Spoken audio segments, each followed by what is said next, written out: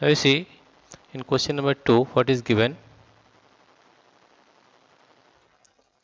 In the given diagram, name the points in the interior of angle DOE, B in the exterior of angle EOF, and on EOF. Here you find that in the given diagram, name the points A, that is in the interior of angle DOE.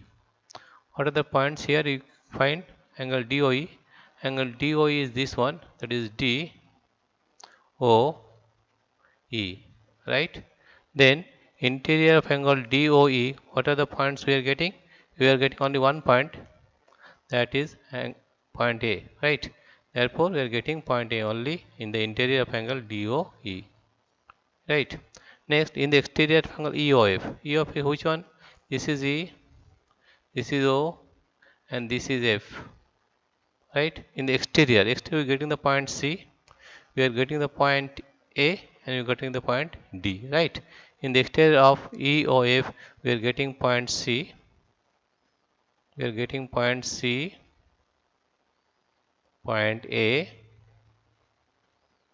and also point D, right? On EOF, EOF,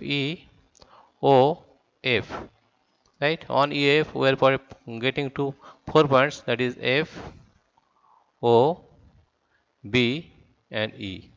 That is F,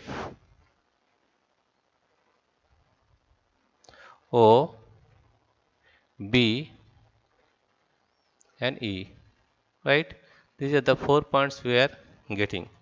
Again you see in the interior of angle DOE, that is DOE, interior means this A point, therefore the point A, right?